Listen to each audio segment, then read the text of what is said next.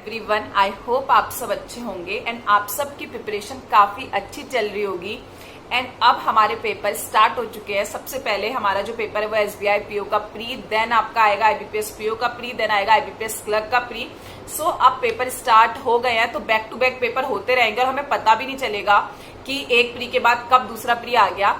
सो ऐसे टाइम पे बहुत इंपॉर्टेंट है जो भी हमारे पास टाइम पीरियड है उसमें हम अपनी जो भी प्रिपरेशन है उसको राइट डायरेक्शन दें, प्लस एक राइट माइंडसेट के साथ प्रिपेयर करें, ना कि बहुत पैनिक होके प्रिपेयर करें या एंग्जाइटी में प्रिपेयर करें। एंड जिस दिन हमारा पेपर होता है उस दिन हमारे अंदर बहुत सारी मिक्स्ड फीलिंग्स होती हैं। एंड एक तरफ से हमारे अंदर एक एक्साइटमेंट भी होती है जैसे जैसे पेपर पास आने वाला होता है कि जिस पेपर के लिए हमने इतना प्रिपेयर करा फाइनली वो डे है।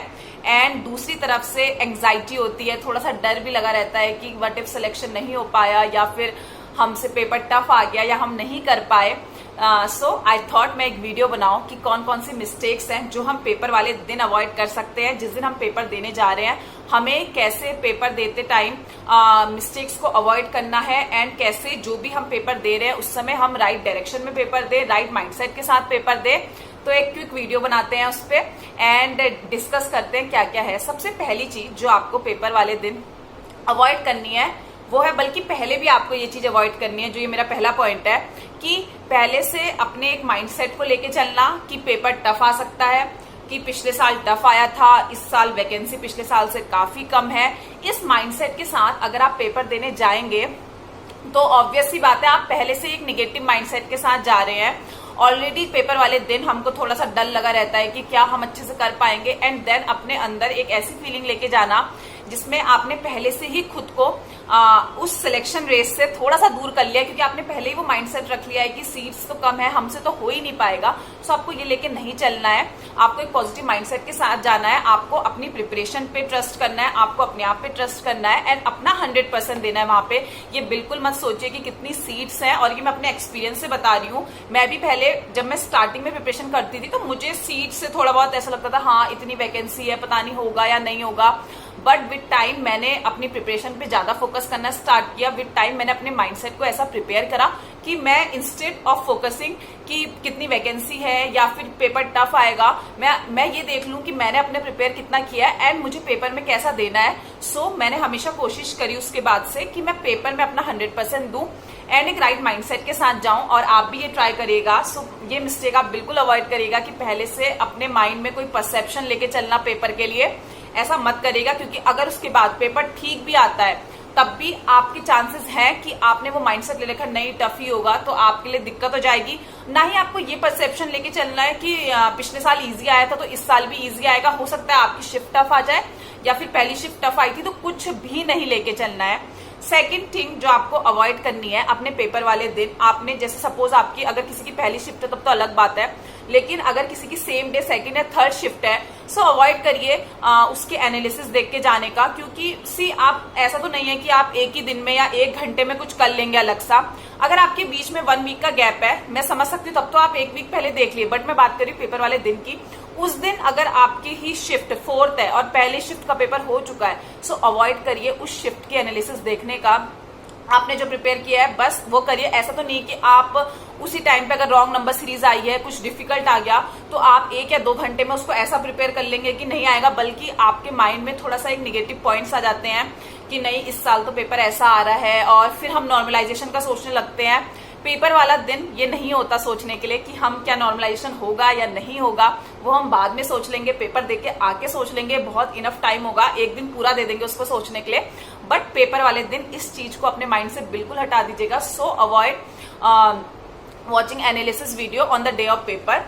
थर्ड बात जो हमें करनी है जब हम पेपर देने बैठते हैं, तो पेपर देने जैसे हम बैठे हैं तो सीधे कई बार क्या होता है जब हम पेपर करते हैं तो एक लाइन में ही पेपर स्टार्ट कर देते हैं एक बार के लिए। कुछ जैसे सपोज आप क्लर्क का पेपर दे रहे हैं एंड आपका कोई सब्जेक्ट बहुत स्ट्रांग पॉइंट है, तब भी आप इस चीज को कंसीडर कर सकते हैं कि आपको पता है ये मेरा स्ट्रांग पॉइंट है, इसमें मुझे 30 to 35 क्वेश्चन करने हैं जितना भी उनका सेक्शनल वाइज, तो हाँ आप एक गो में कर सकते हैं। बट अगर कोई ऐसा एक सब्जेक्ट आपका जो स्ट्रांग पॉइंट नहीं है, अगर आप उसमें भी एक गो में जाते हैं तो आपके लिए प्रॉब्लम है। क्योंकि कई बार लास्ट में बहुत ईजी क्वेश्चन होते हैं, कई बार सपोज क्वांट सेक्शन है आपने स्टार्ट किया स्टार्टिंग से डीआई से, या फिर आपने शुरू कर दिया कि हाँ मैंने बहुत अच्छे से अर्थमेटिक पढ़ी है तो मैं अर्थमेटिक भी स्टार्ट करता हूँ, देन आप लास्ट में जाते हैं आपकी सिंप्लीफिकेशन नंबर सीरीज, जहां आप अर्थमेटिक 2 या 3 कर पाएंगे 5 मिनट्स में, वहां आप 6 to 7 क्वेश्चन कवर कर सकते हैं नंबर सीरीज या फिर सिंप्लीफिकेशन के।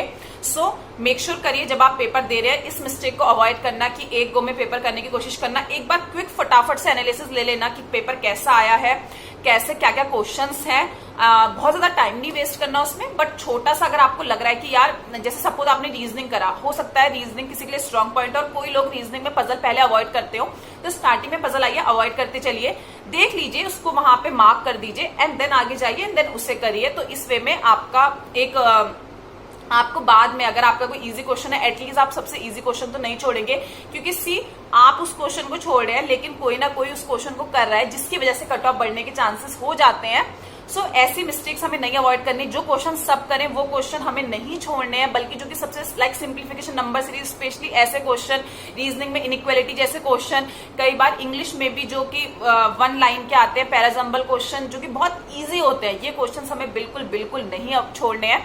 सो मेक श्योर करिए आप एक बार पेपर को गो थ्रू कर लीजिए, उसके बाद ही आप डिसाइड करिए आपको कौन से क्वेश्चन पहले करने हैं और कौन से नहीं करने हैं। 4th चीज जो मैं इसी से रिलेटेड बोलना चाहूंगी, ऑब्वियसली मैंने बोला कि आपको एक बार पेपर को गो थ्रू करना है, देन आपको पेपर देना है। क्योंकि क्या होता है कि हम पहले से प्रिपेयर कर रहे हैं, जो लोग बहुत अच्छे से प्रिपेयर कर रहे हैं, आप लोगों ने मॉक दिए होंगे बहुत सारे, आपको पता है कि आप पहले कैसे करेंगे, आपने अच्छे से प्रिपेयर किया, आपने मॉक में अपने आप को एनालाइज किया है कि आपको कैसे पेपर देना है। बट कई बार पेपर में जाके हमने जो सोचा होता है वो हम नहीं करते हैं, क्योंकि हमारे माइंड में इतनी सारी चीजें चल रही होती हैं उस समय में भी हमने जो मॉक में दिया है उससे बिल्कुल डिफरेंट पेपर आ जाए वहां पे।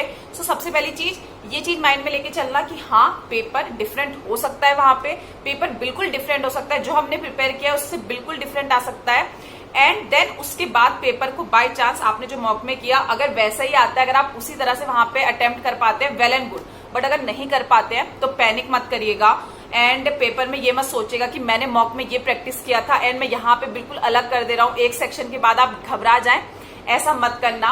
जो भी है ठीक है, आपने स्टार्ट कर दिया है, अगर आप उसे इम्प्रूव कर सकते करिए, अदरवाइज उस फ्लो के साथ जाइए एंड उस समय अपने आप को निगेटिव मत रखिए, अदरवाइज आप अपना पूरा पेपर खराब कर देंगे। सो ट्राई कि आप ये मिस्टेक अवॉइड करें।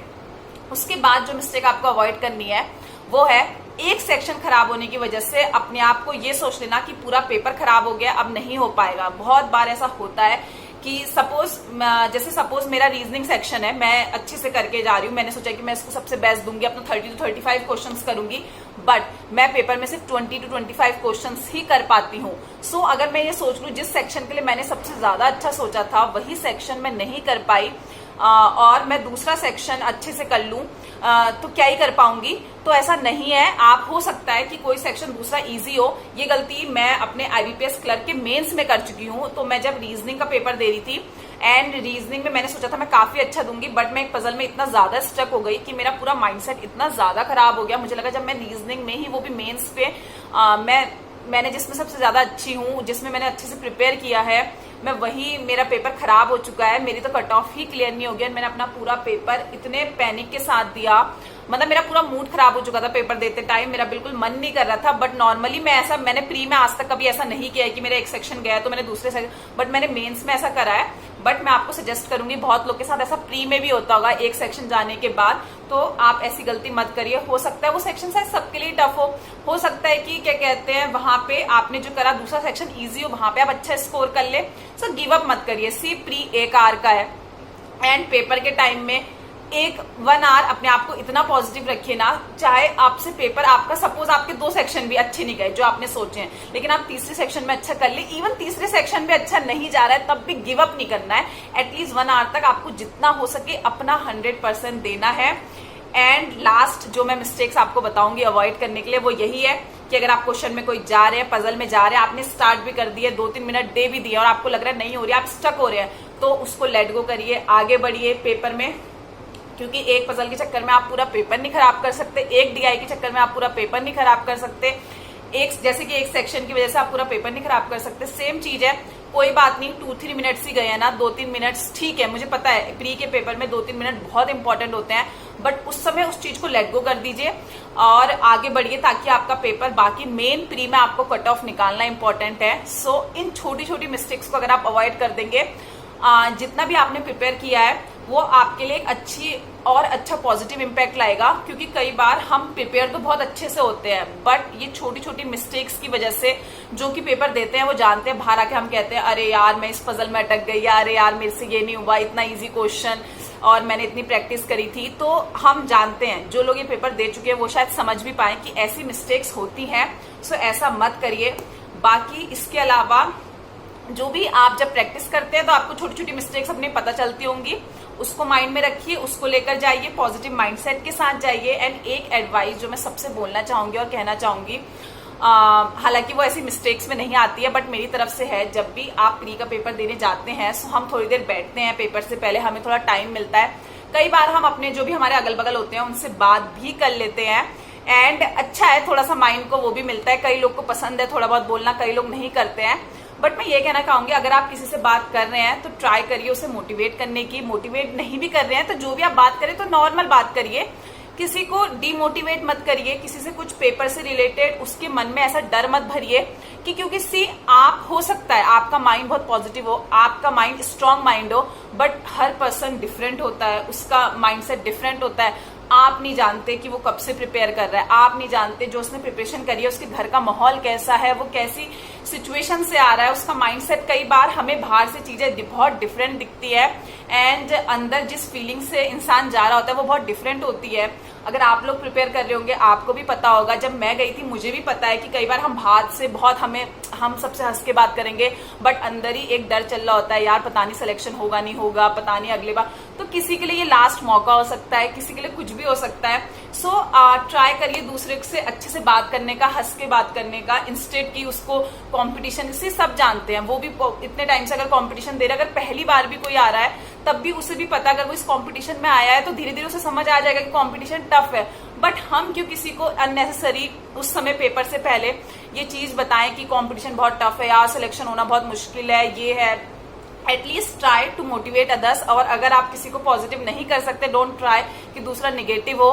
मैं मानती हूँ जो भी आपके अगल बगल वाला है कॉम्पिटिटर है, बट हमारा जो मेन कॉम्पिटिशन है वो खुद से अगर हम अपना 100% दे देंगे तो हमारे लिए सिलेक्शन ईजी हो जाएगा। एंड बस ये छोटी सी एडवाइस है आप सबके लिए, बाकी आपकी मर्जी है, आपको जैसा ठीक लगे। बट क्योंकि बाहर से कई बार हमें चीजें नहीं दिखती हैं, बाहर से हमें दिखता है कि यार सब कुछ सही है, बट अंदर से हमें नहीं पता वो इंसान कैसी फीलिंग से जा रहा है। कई बार आपके छोटा सा वर्ड किसी को कितना हर्ट कर सकता है, कई बार आपका छोटा सा वर्ड हो सकता है वो थोड़ा सा निगेटिव आया हो लेकिन आपने कुछ अच्छा बोल दिया तो उसका पेपर अच्छा चले जाए। सो कभी भी हम दूसरे को उठा के ही अच्छा कर पाएंगे और ज्यादा अच्छा कर पाएंगे, उठ पाएंगे। सो ये मेरी तरफ से आपको एक सजेशन था एंड होप आपको ये वीडियो यूजफुल लगी हो एंड पेपर वाले दिन आप एक पॉजिटिव माइंडसेट के साथ जा पाए पेपर में। एंड अगर कोई मिस्टेक करने वाला है और आपने ये वीडियो देखी है सो प्लीज ये मिस्टेक्स मत करें। एंड अगर आप प्रिपरेशन भी कर रहे हैं और आपका पेपर है तब भी मैं बोलूंगी इस मिस्टेक्स को अवॉइड करें। बाकी आपको किसी और टॉपिक पे वीडियो चाहिए, जिस भी टॉपिक पे वीडियो चाहिए मुझे कमेंट डाउन करके बताना आपको किस टॉपिक पे चाहिए। आई विल ट्राई मैं वीडियो बना पाऊँ। मैं थोड़ा सा ऑक्यूपाई हूँ अभी क्योंकि जॉब के साथ साथ मेरे लिए थोड़ा सा डिफिकल्ट हो रहा है कि मैं वीडियो भी बना पाऊँ, बट मुझे जितना भी टाइम मिलता है आई ट्राई कि मैं बना पाऊँ। बाकी ऑल द बेस्ट पेपर के लिए, अच्छे से प्रिपेयर करिए, पॉजिटिव रहिए एंड मिलते हैं नेक्स्ट वीडियो में। Till then bye bye.